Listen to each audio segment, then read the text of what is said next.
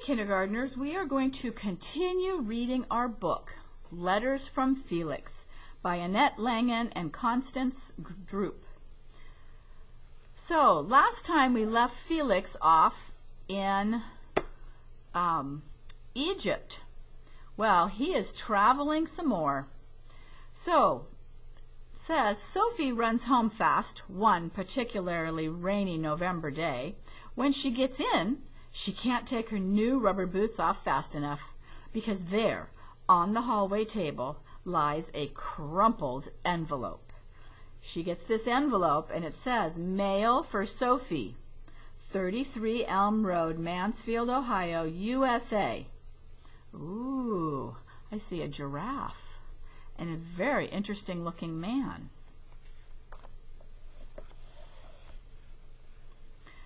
From Felix, on a safari, Kenya, Africa.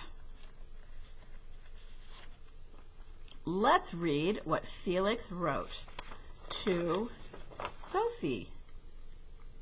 November in Africa. Dear Sophie, sorry that I made you wait so long, but my trip from the Nile to the coast of Africa was very difficult. First I traveled by train, and then in an ancient bus.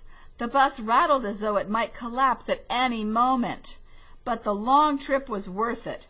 Even in November, it is still sunny here, and there are endless stretches of beach and deep blue water.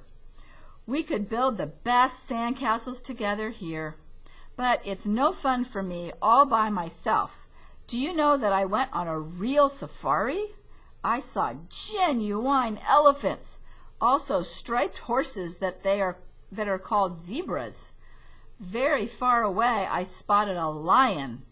I was so glad that it didn't come any closer, because it looked just like that cat from the Roman beast. Like that Roman cat beast. The monkeys are a lot more fun. You should see how they swing from tree to tree. I got dizzy just watching them. Stay on your guard, Sophie. Best wishes for you from your Felix. That was a very nice letter from Felix. Let's see what else the book has to say. Sophie looks up from the letter. Fat raindrops splash against the window. Everything outside looks so gray. She can hardly believe that the sun could be shining anywhere in the world. The next morning it is still dark when Sophie takes a bus to the zoo with her whole class. Most of all, she wants to see the elephants. Everything there is very quiet. Only an old zookeeper is there. He tells her that every year there are fewer and fewer elephants in Africa. But why? Sophie asks. Isn't there enough room there? There's plenty of room, the zookeeper tells her sadly. But unfortunately there are also too many people who ignore the hunting restrictions and only think about getting the valuable elephant tusks. Sophie is outraged and decides, when I am grown up, I am going to protect the elephants in Africa. That is her secret plan.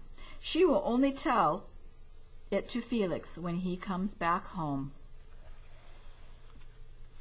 In the evening, the wind howls around the house. Sophie snuggles up with Dad on the sofa. Where can Felix be now, she wonders. I hope he doesn't catch cold. While she is thinking, Dad suddenly asks, what would you all say to baked apples? Who will help?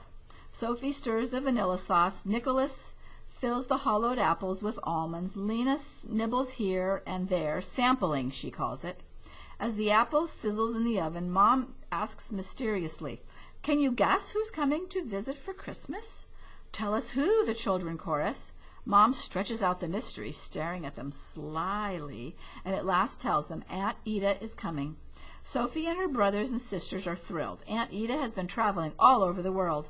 She tells exciting stories and is always full of new ideas. Suddenly they smell something burning. Uh-oh, save the baked apples, Dad yells. But they get there too late. Don't be sad, Dad, Lena says. We still love you anyway. So that is how far we're going to read in Felix today. Let's learn a little bit about Kenya. So if you get out your Letters from Felix book and open up to the map page. Felix started in England, then he went to France, then he traveled to Italy. Last place we saw him was in Egypt, and now he is in Kenya, which is further down inside of Africa. I'm going to take my red marker and draw a line from Egypt to Kenya to show that that is where Felix went next, and I am going to use a crayon and color that country in. Now, it is very interesting, but I went to Kenya. I got to go to Kenya and visit my sister when she lived there. One of the things I got to do is go and see a lot of different animals. They don't have zoos in Kenya, but they do have a place where they take care of animals that are lost from their parents or they couldn't survive out in the wild. This is a cheetah that we were able to go inside of his enclosure and pet him. That is my son, that's my nephew, and my other nephew, my dad, and me. The cheetah has very coarse skin. It was really cool to be able to see the cheetah. Another thing we did on this trip was we got to go to some place where they have only giraffes. Just giraffes live there. And the giraffes get to walk all over the place, and they made this is like a tree house, a very large tree house.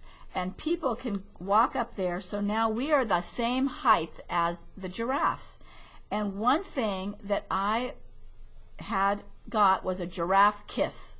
And what that is, you hold a piece of mouth and you hold a piece of food in your mouth, and then the giraffe sees it and comes up with his big long tongue and sticks it out and takes the food out of your mouth. I wanted to make sure I did that because I know I would never ever be able to get to do that again.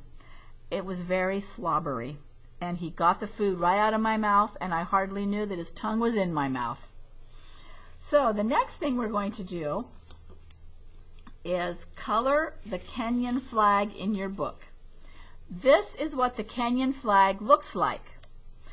It is black, a white stripe, a red stripe, a white stripe, and a green stripe. If you can't remember, you can always have your mom or dad look up the Kenyan flag for you on the computer. And then it has this thing here. This is called a shield, which is red and black and white, and these things are spears. I want you to notice that in the book when we started reading, we had a man here and he has his shield. So in Kenya they use a lot of shields, and they chose to put a shield on their flag. So I hope you enjoy doing your Felix book